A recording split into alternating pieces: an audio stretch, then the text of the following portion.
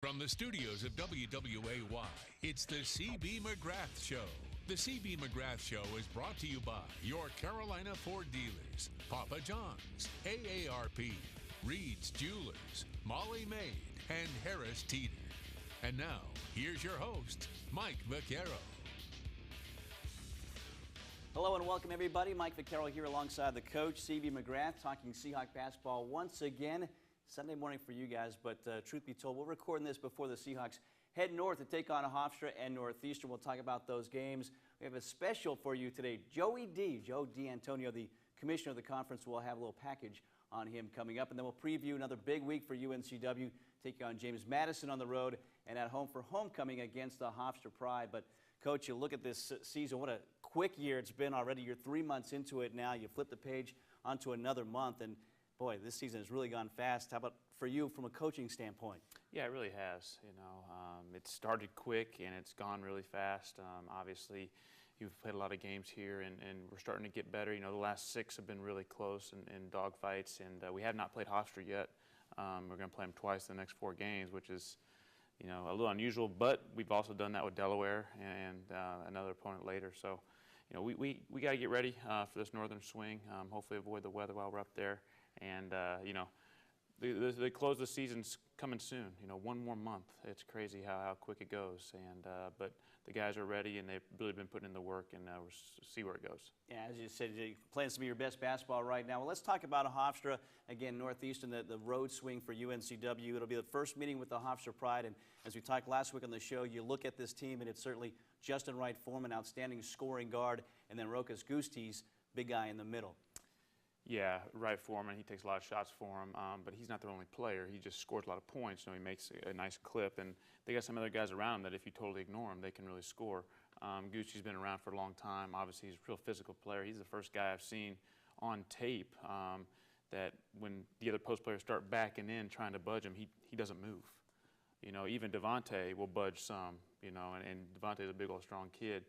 But I'm looking forward to seeing him in person, seeing how he and Devontae match up. I know that they've had their battles, and hopefully we'll get the better end of it. Yeah, coming into this week, they're one of the few teams in the conference that's right where they were picked in the preseason.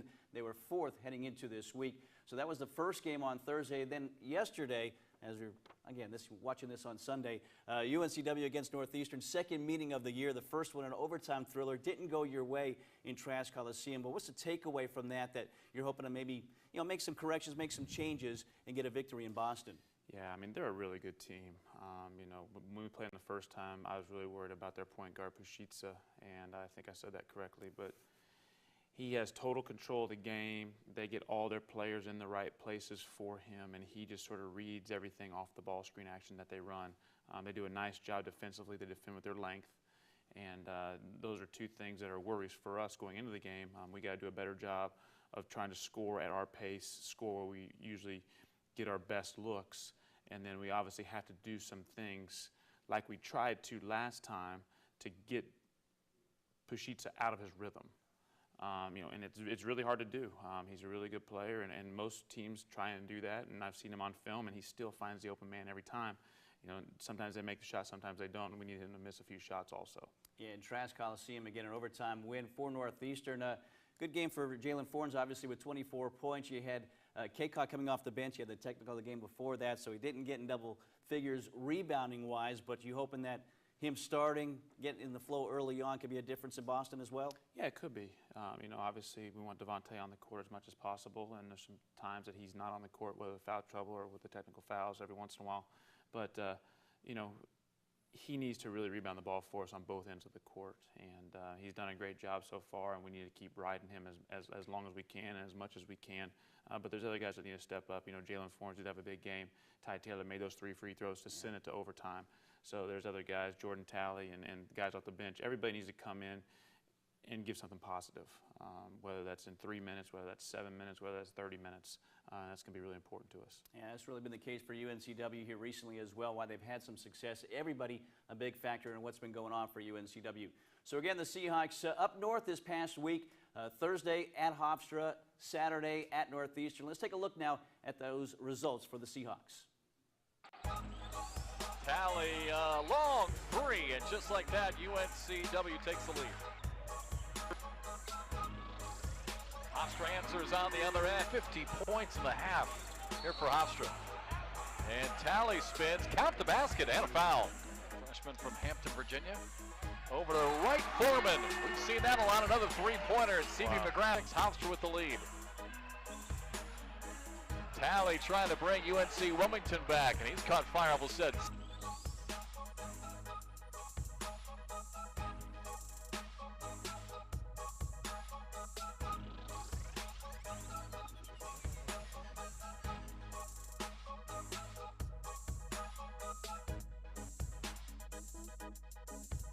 Go one-on-one on Begley, hesitation move, drops it off late to Kaycock, two-handed flush. Well, here's Talley, leaving it off for Estime. His three is good. Talley leaped and grabbed it. No look pass in the paint. Taylor, layup is good with the right hand. Talley looking to make his way into the paint. They work around the perimeter. Taylor, another three, tie game. Rebound is collected by Gary. I think Osius was anticipating more contact there. Talley shovels it off. Taylor, a three. Tie game again. The second time that Ty Taylor has knocked down a tray to even the score. Looking for someone to throw it into. Fires it into Kaycock. Spins, hands it off. A three-pointer from Taylor. Banks it in! And a tie game. We are headed to overtime.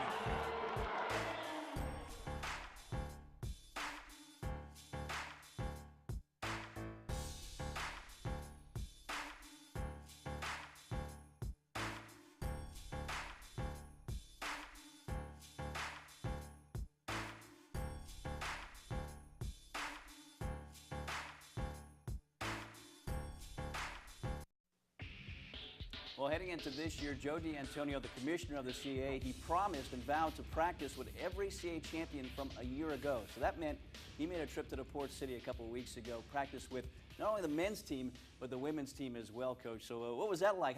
You had another, you're usually lacking in some depth, so to have Joey D out there must have been nice to have an extra body on the court. It was nice to have an extra body. He didn't really want to participate in the 5-on-5 action, but he did a lot of drills. And we've been doing a lot of drills, whether they're defensive drills, passing drills, running, all those kind of things. So he got involved in quite a bit, and he did a really good job, a lot better than I expected. And we appreciate him being there, and I just told him to make sure that he went back to the conference office and made sure that he told everybody that Devontae Kaycock and Jordan Talley did not foul him one time. He was there for a 2-hour practice and did not get fouled, and I didn't even tell him not to foul him. So I think we're starting to do a better job of those things. And we saw less whistles after that appearance as well, and a couple of games at home for UNCW, so maybe that practice certainly did work. Well, Dustin Dorsey was at this practice as well. He has more on the appearance from the commissioner, Joey D, practicing with the Seahawks. UNCW has a new Seahawk, and his name is Joe D'Antonio. The Colonial Athletic Association commissioner got his lesson in teal collar work ethic as he worked alongside the men's and women's basketball teams. It's an opportunity to say thank you to them. Thank you for what they do for UNCW and how hard they work, and thank you for the way they represent the CAA in such a first-class manner. And congratulations on winning the championship last year. Commissioner D'Antonio is touring around the CAA and visiting with all of last year's conference champions in each sport. Both coaches have been around college basketball for some time, and they say it was a special day to have them at Trask. It's incredible. I mean, what commissioner comes in and actually practices with you and gets a chance to see the team and talk to them, interact with them? I mean, it's amazing. It's like a one-in-a-lifetime experience for them. Now, Coach CB McGrath and Coach Karen Barefoot didn't take it easy on the commish. He worked on offense, defense, and even got his conditioning in. It was a nice little break for us. I think our guys really enjoyed it. He got into a few drills. He did a nice job passing. He's in pretty good shape. Us on staff and us coaches know him better than any of our players do. But obviously, it's good for him to interact with the student athletes, and then they get to see a human side and not just a figurehead side. D'Antonio wanted to break down that barrier and create a connection between student athlete and commissioner. But he also got himself a front row seat to the new era at UNCW, and he says the program is in good hands. You really have an opportunity to do some special things here. You've done that already at several different levels, and I see no reason why that doesn't continue with what CB has going and what Karen has going. I'm Dustin Dorsey, and the CB McGrath Show rolls on after this.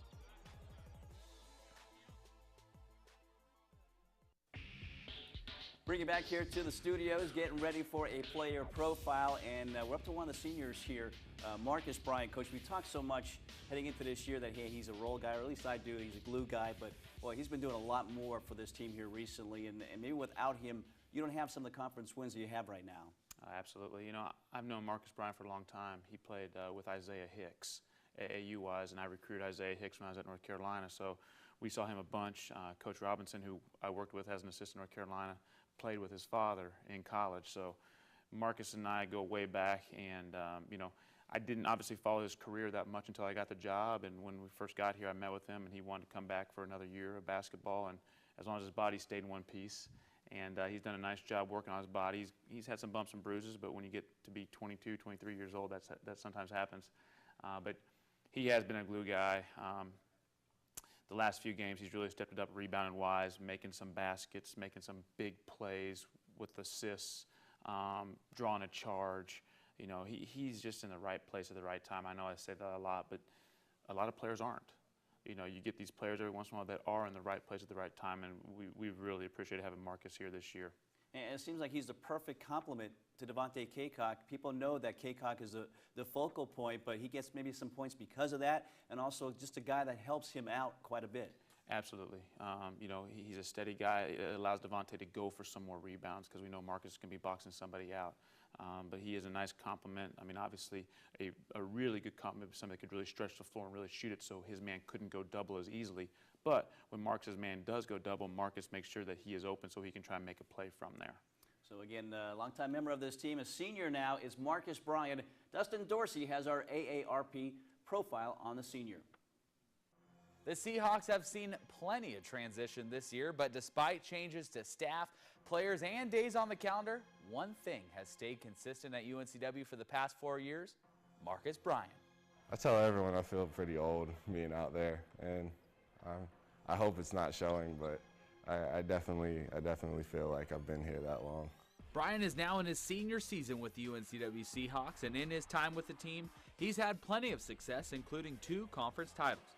But that's the past. Bryan and the squad are focused on the here and now. Nobody's really focused on what we've done in the past. Like you said, it's a different system, different coaches. We're more just playing how we know we're capable of playing, and when the time comes, just focus on each game at hand and see what happens. The season saw some early bumps in the road as the McGrath era began at UNCW. Now, as the year continued, you could see the team continue to fight and never quit, no matter what the result was. Bryan attributes that the heart of this team comes from the heart of their coach. McGrath's really motivating, and no matter what, he encourages you to keep playing, keep trying, so that hearing that from a head coach just helps me play better when I'm on the floor. Last year, Bryan didn't have many opportunities to get on the floor and show off his skill set that he's showing this season. The change in the offensive mindset and system with the staff has opened up chances for Bryan and the big guys. With Keats, he was playing kind of small ball, so me playing position of 4, I didn't really get into much. With McGrath, he likes playing with 2 bigs, which gets me in the mix a little bit more, but we're still trying to force tempo and go up and down. In order to get that right tempo and pace, the work gets done in practice.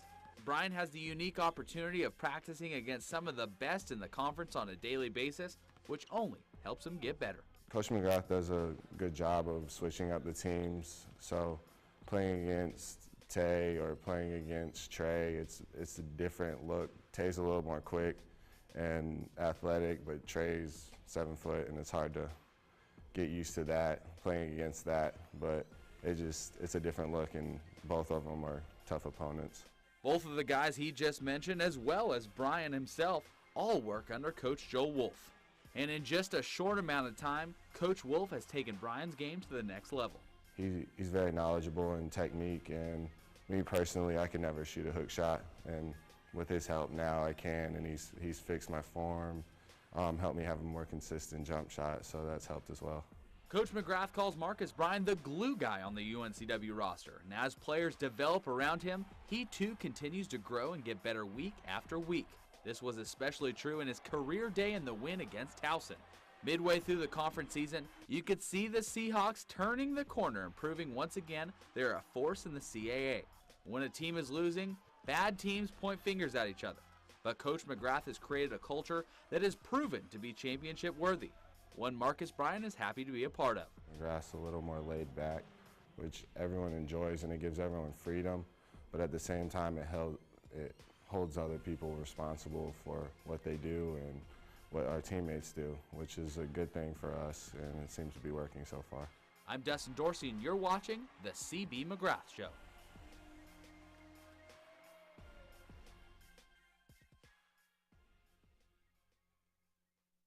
For our play of the week, it's back out to Boston for the overtime game against Northeastern for the second time this season. This game wouldn't even gone to the extra period if not for Ty Taylor proving once again he has ice in his veins. Let's check it out now, our play of the week. Looking for someone to throw it into, fires it into Kaycock. Spins, hands it off, a three-pointer from Taylor, banks it in, and a tie game. We are headed to overtime. It was deja vu all over again for UNCW as they once again erased a double-digit lead in the second half, and Ty Taylor tied the game as time expired to send the Huskies and Seahawks into overtime. If you remember the last time these two teams met, Taylor was fouled on his three-point attempt at the end of regulation and nailed all 3 free throws to send the game in OT. Let's check out now our Molly-made glass cleaner of the week, and once again, it's the best glass cleaner in the country, Devontae Kaycock. In the 2 games for the team this week, Kaycock averaged 12.5 boards a contest, 4 on the offensive end and 8.5 on the defense. He had 17 against Northeastern, where he earned his 17th double-double of the season. Now our Carolina Ford Dealers Player of the Week, and it's senior leader of the Seahawks, Jordan Talley. Talley put up more than 20 points in each of the games against Hofstra and Northeastern for a 20.5 average. He was 44% with his field goal percentage, but he was shooting at a very high percentage from 3 as he nailed 8 from deep to give him 62% over the 2-game stretch. Talley is fighting through some injuries, but he's once again our Carolina Ford Player of the Week. We'll take our last break of the day before Mike and Coach take back over and give us a preview into the next games for the team in teal. Stay close. Let's go ahead and check out the standings from around the conference. Still a very close race with only 3 games separating the top 6 teams in the conference. Charleston is getting hot at the right time. They've rattled off 6 in a row now. The Tribe and Huskies sit at 8 conference wins right behind the Cougs. Hofstra, Towson, Elon, Drexel, and Delaware all sit ahead of UNCW, who remains in the 8th place position at 4-8 in the conference and 7-17 overall. James Madison rounds out the group. Now for our look ahead, let's hand it back to Mike and Coach. All right, so we're down to just 3 weeks left in this regular season for UNCW. That means 3 games at home, 3 on the road. Let's take a look at this week's schedule delivered by Papa John's for UNCW. It will start on the road at James Madison, 7 o'clock tip there, and then homecoming game. All right, the second meeting with Hofstra twice in 2 weeks. The Seahawks hosting the Pride on Saturday at 7 o'clock. But, Coach, let's talk about James Madison here. This is a team you beat back at home just a couple of weeks ago. As you know, you've got to worry about those guards, the length they have. Matt Lewis, Stuckey Mosley as well. 2 guys that had over, 40 points combined in the game. Yeah, they're really smooth. They're really good guards, and obviously playing against them one time helps going into the second matchup. So our guys are used to them because they hadn't played against them yet, really. And so they did a nice job down here. They had a lead in the second half, and then we went on a nice run to get about a 9-point lead and then just sort of held them off at the end. You know, they missed a shot, and then we got the rebound and made some free throws. So all the rest of the CAA game so far is going to be down to probably 1 possession. You know, hopefully not, but on the road, you just never know. And it was a big game for Kaycock in this contest with the 26 points, 24 rebounds, in a game where they didn't blow the whistles quite as much, so it really helped out for both these teams, and can't always expect that, but I'm sure you're hoping that. Absolutely. The more time he can spend on the floor, the better for us. And in that game, they started the game not calling everything, and they continued that way, which was fine. You know, both teams got used to it. Both teams adjusted how they played, and both teams had their best players on the court when it mattered, and that's always what you want to see. So again, that'll be Thursday night on the road for UNCW, taking on James Madison at 7 o'clock, and then back home Saturday against Hofstra. So, Coach, the good thing about Hofstra, it's a quick turnaround. You'll have just seen this team on the road in New York and then come back here, and it should be a great crowd for homecoming as well. Yeah, we sure hope so. Trask has been great so far. You know, obviously this is, we haven't been at home for the last 3 games, and that's twice we've had 3 straight road games, but we've also have 3 straight home games coming up.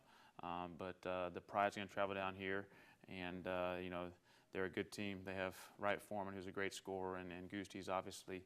But we got to be prepared to play at home. We can't just depend on our crowd. Our crowds help, no doubt about it. And we've had terrific basketball games. I think every game in Trask, win or lose, has come down to the last minute.